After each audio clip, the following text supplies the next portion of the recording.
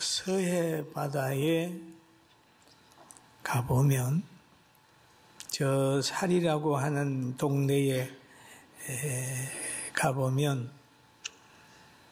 두 종류의 배가 있어요. 한 배는 물 위에 떠서 역할을 감당하는 배가 있고, 어떤 배들은 뻘에 비스듬히 누워있는 배가 있어요. 그 비스듬히 누워있는 배는 물이 빠져 그런데 물이 들어오면 됩니다. 뜹니다. 그런데 물 위에 떠 있는 배 중에도 만약에 그 밑에 구멍이 나 있다면, 바닷물이 들어온다면 그 배는 굉장히 위험해요. 왜? 얼마 있으면 그냥 가라앉아 버린단 말이에요. 그런 것처럼 오늘날 교회도 은혜가 없어서 활동을 못하고 있는 교회가 있는가 하면, 열심은 내는데 세속적인 가치관이 들어와서 그 교회 제도와 말씀을 대신할 때 그 교회는 참 위험한 교회다, 그렇게 봅니다. 그런데 오늘 바울 사도가 고린도 교회 편지를 하는 가운데 하나하나 고린도 교회 문제를 짚었어요. 그 바울 사도의 편지를 가만히 보면 고린도 교회는 정말 눈물과 열정과 성령의 역사로 잘 세워졌는데, 바울이 떠난 후에 고린도 교회는 세상적인 요소가 너무 많이 들어왔어요. 성적인 문란함이 들어오고, 송사의 해결의 방법이 늘 세속적인 방법으로 서로 간에 고소하고, 복음으로 해결하려고 하는 게 아니라 세상 법정으로 해결하려고 하는 그런 일들이 많이 있었어요. 세속의 문화 속에 빠져버렸습니다. 세상과 교회 안에 그 모든 문화가 구별이 되지 않을 정도였어요. 우상의 음식을 먹는 사람이 있고, 가정이 해체되고, 결혼을 기피하고 하는 그런 일들이 고린도 교회에 많이 들어왔어요. 그래서 성경에 보면은 고린도 교회 성도들에게 향하기를, 너희가 정욕이 불릴 듯 일어나면 안 되니까 죄짓지 않기 위해서는 남자마다 아내를 두고 여자는 남편을 두어서 시험받지 않는 가정을 꾸려라, 그런 부탁한 내용도 고린도 교회에 있습니다. 그런데 그뿐 아니라 고린도 교회는 바울의 권위에 도전을 합니다. 바울의 권위. 하나님의 말씀을 받을 때에 성령의 권위를 가지고 이 얘기를 함에도 잘 안 받습니다. 여러분, 세상이 악해지게 되면 하나님의 말씀의 절대성을 부인합니다. 그게 가장 무서운 거예요.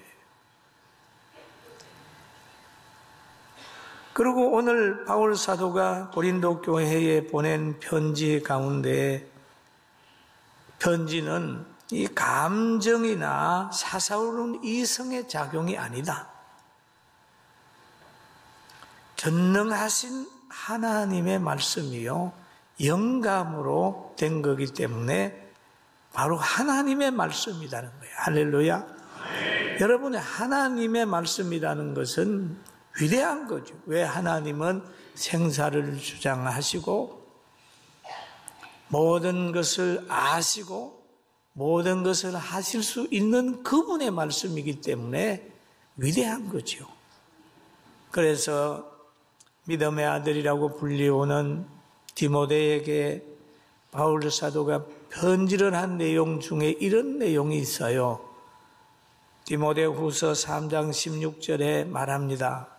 모든 성경은 하나님의 감동으로 된 것으로 교훈과 책망과 바르게 함과 의로 교육하기에 유익하니 이는 하나님의 사람으로 온전하게 하며 모든 선한 일을 행할 능력을 갖추게 하려 함이라 라고 얘기를 했어요.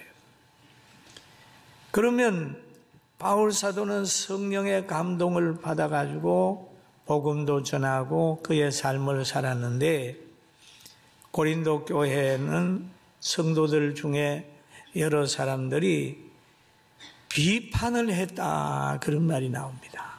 그래서 고린도전서 9장 3절에 보면 나를 비판하는 자들에게 변명할 것이 이것이니 라는 말씀이 있어요. 비판한다. 그러면 바울 사도는 예수 믿기 전에는 비판받을 일을 했겠죠. 스데반을 죽이는데도 앞장서고 예수 믿는 사람 박해를 했어요.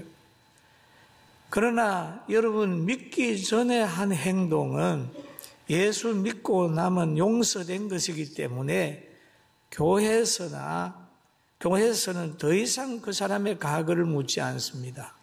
이전 것은 지나갔으니 보라 새 것이 되었도다. 할렐루야. 주님은 그렇게 하는 거예요.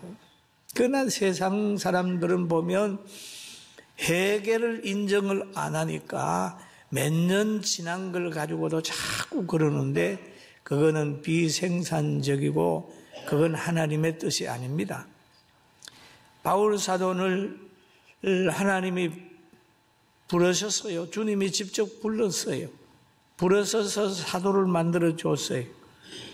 다메섹으로 가는 바울에게 직접 예수님이 만나 주셨어요. 예수님 만난 바울은 오로지 그 말씀에 순종하기 위하여 열정을 가졌어요. 그래서 이곳저곳 다니면서 온전한 복음을 전했습니다. 고린도에서도 복음을 온전히 전했어요. 그의 삶을 보면 결혼도 안 하고 남에게 신세도 안 지고 장막 지는 업을 해가지고 교회에 여러 가지 자기가 누릴 것도 다 뒤로 하면서 열심히 했어요. 그래도 비판하는 자들이 있었다. 여러분, 비판하는 자들은 바울을 무엇이라고 비판했을까요? 예수님을 비판하는 사람들은 예수님을 무엇 잘못했다고 비판했을까요? 오늘날 교회를 비판하는 사람은 무엇을 비판할까요?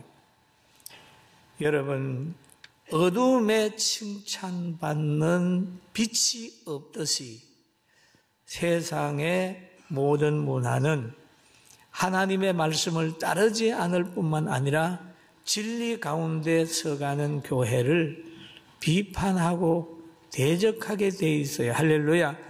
그러므로 우리는 비판을 두려워하지 마라. 비판받는 자보다 비판하는 사람이 문제가 있을 수 있다는 거죠. 그런데 우리는 아무 생각 없이 비판하는 사람들에게 동성해서 협력해서 생각 없이 비판하는 사람이 너무 많습니다. 잘못된 사람이 권력을 잡으면 바르게 하는 사람이 박해를 받게 되어 있습니다. 지혜로운 자는 문제의 발단을 알지만은 미련한 자들은 결과만 보고 정죄를 하는 거죠. 바울을 비판하는 이들은 바울을 통해서 나타난 현상을 시기하고 잘못된 가치관으로 바울을 비판하는 거예요. 성경에 보면은 바울 사도가 전도 여행 중에 빌립보라고 하는 동네에 이르게 됩니다. 그곳에 갔더니 저 많은 귀신 들린 한 여자가 있었습니다. 그 여인은 바울이 어떤 사람인 것을 알았어요. 어떻게 알았냐? 귀신의 역사로 아는 거예요. 그래서 하나님의 말씀을 전파하는 사람이다. 구원의 소식을 전파하는 사람이다. 그러면서 자꾸 따라다니니까 바울 사도가 귀신을 쫓아내버렸습니다. 예수님의 이름으로 쫓아냈습니다. 얼마나 잘한 겁니까? 귀신이 사람을 이렇게 주장해버리면요, 그 사람은 엄청 괴로운 거예요. 왜? 귀신은 사람을 괴롭게 하는 본성을 가지고 있습니다.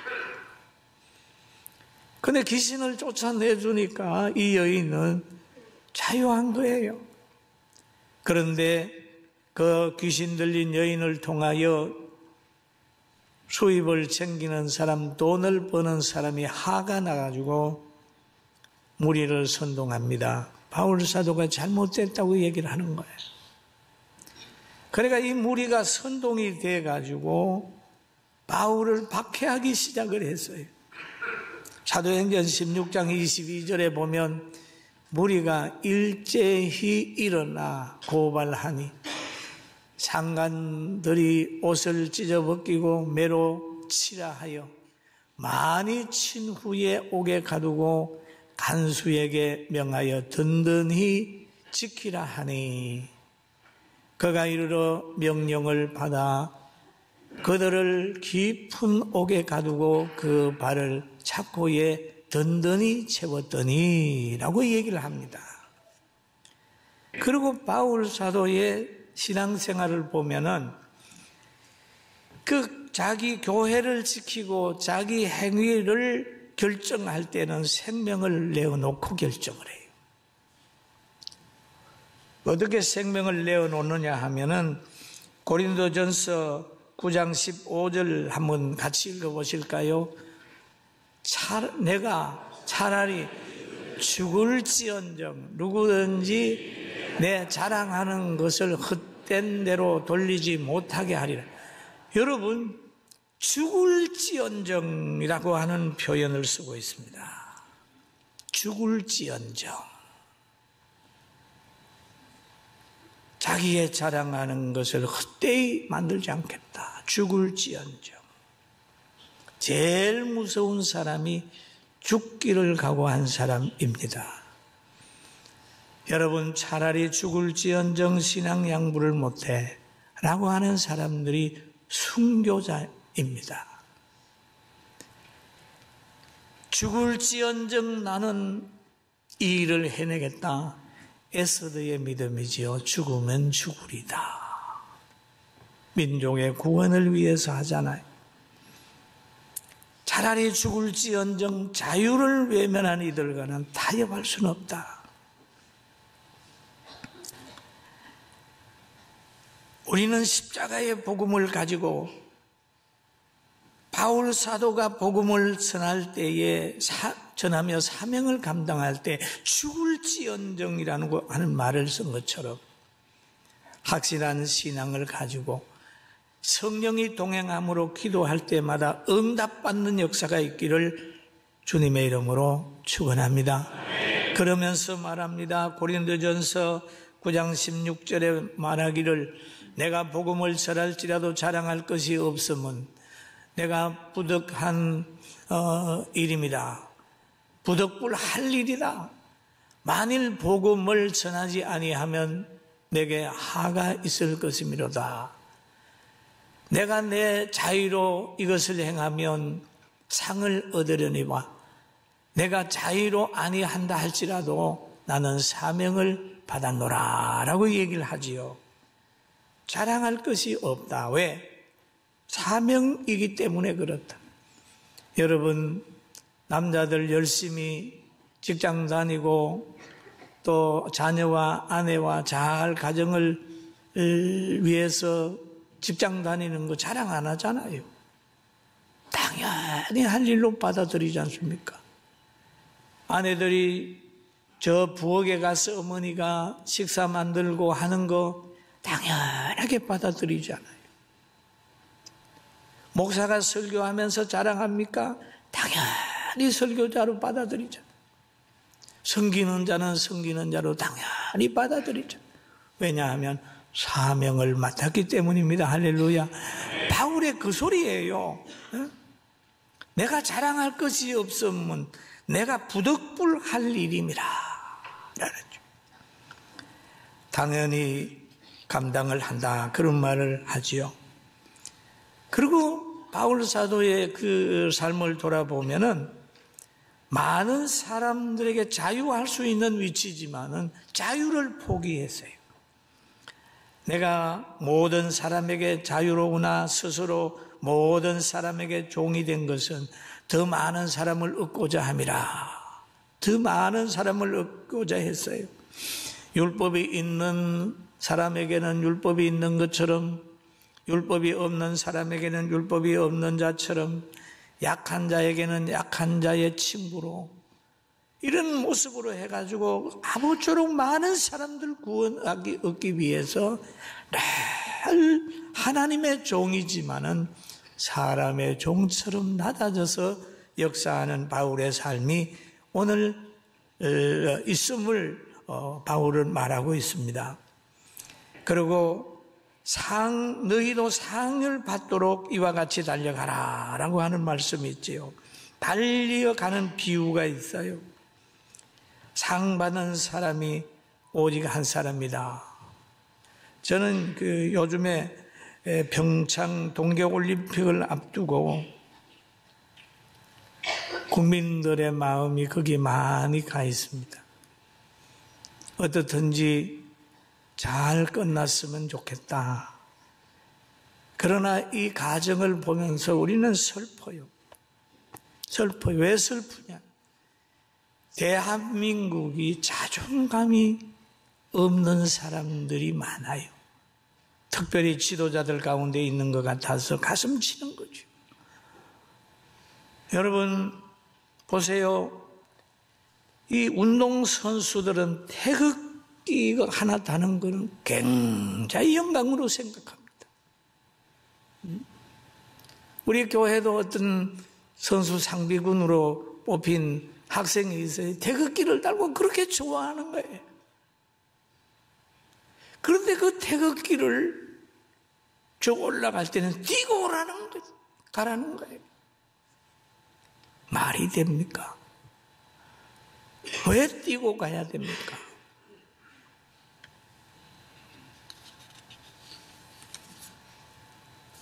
태극기를 달고 애국가를 부를 때 운동선수들은 승리하고 난 후에 눈물을 흘리잖아요. 그런데 가슴에 태극기를 들고 나라를 상징하는 태극기. 그런데 반대편 사람들은 우리나라에 올 때 당당히 붙이고 오더라. 이게 무슨 꼴입니까? 할 말이 많지만은 여기에서 할 자리가 아닌 것 같아서 복음 전하는 게 좋겠어요.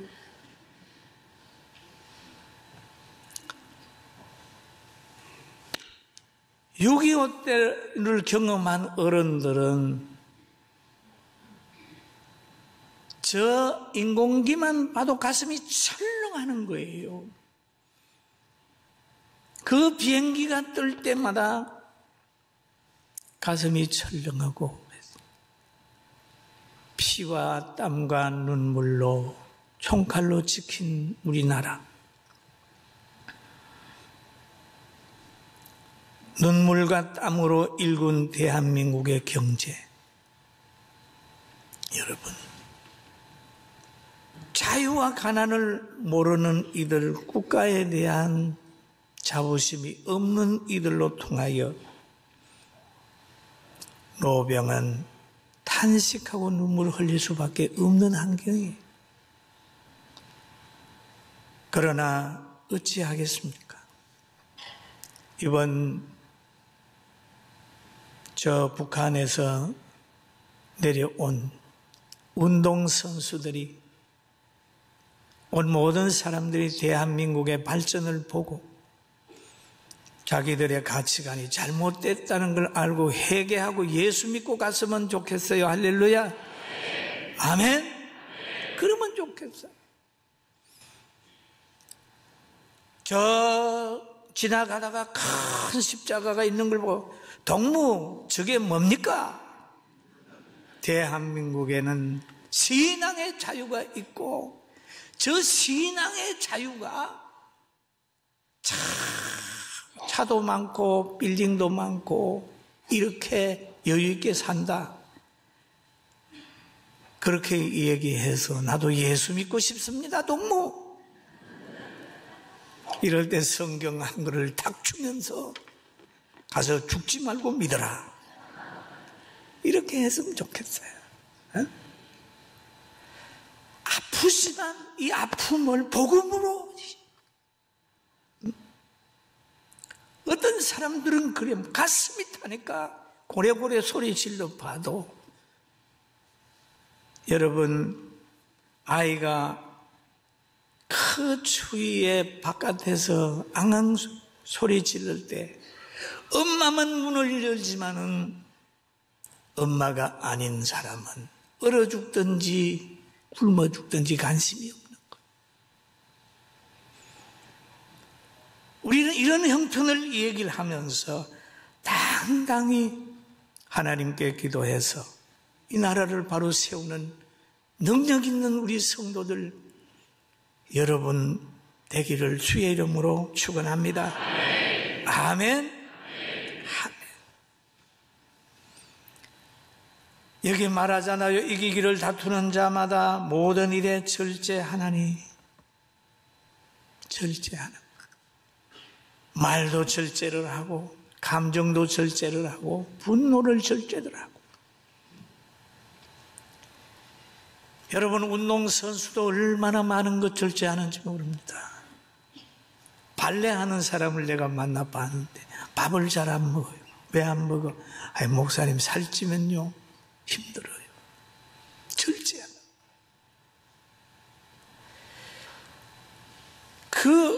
그들은 썩을 성리자의 간을 얻고자 하는 사람들도 절제를 합니다. 우리는 썩지 아니할 멸루관 영원한 걸 얻고자 하는데 당연히 절제해야 되겠죠. 우리가 하는 것은, 달려가는 길은 향방 없는 것이 아니고 향방이 있는 겁니다. 여기서 그런 말을 하지요. 그러므로 나는 다름질하기를 향방 없는 것 같지 아니하고 싸우기를 허공을 치는 것 같이 아니하며. 예수님 안에는 헛수고가 없습니다. 할렐루야. 헛수고 없어요. 심는 대로 거두어요. 틀림없이. 제가 한 40년 한교회에서 목회를 하잖아요. 며느리가 시어머니 되는 걸 봅니다. 어린 성교원생이 어머니 되는 걸 봐요. 지금 그렇게 보고 있어요. 다 부모 닮고요, 심는 대로 거둘고요, 헌신하는 가정에 자녀들에게도 하나님 복을 주는 걸 봤어요. 진짜 농부가 되려면요, 봄부터 가을까지, 겨울까지 있어야 농부가 되는 거예요. 봄에 심어놔놓고 여름에 물 주고 하다가 가을에 열매 맺을 때 비로소 내년 봄이 되게 되면 힘을 내는 거예요. 그런데 바울 사도는 열심히 복음을 전하면서 9장 27절에 이런 고백을 합니다. 같이 한번 봅니다. 내가 내 몸을 쳐서 복종하게 하면 내가 남에게 전파한 후에 버림을 당할까 두려워함이로다. 남에게 전파한 후에 버림을 당할까 봐 두려워함이라.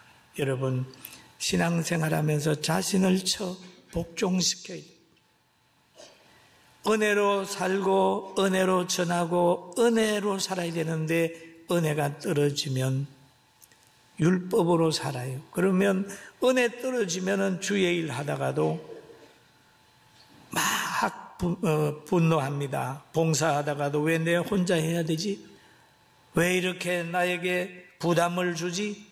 그러면서 왜 은혜가 떨어져서 그래요.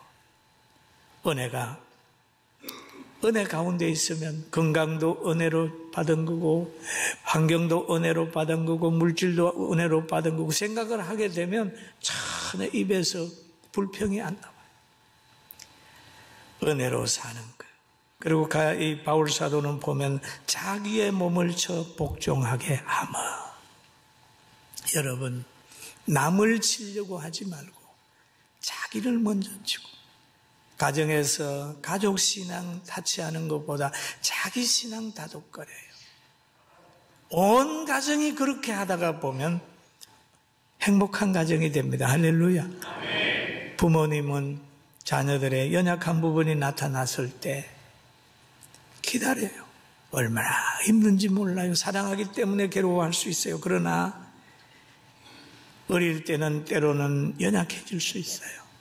눈물을 흘리고 기다리고 분노하지 말고, 그리고 바울 사도처럼 희망을 가지고 살아가서 항상 승리하는 우리 성도들 되길 주의 이름으로 축원합니다.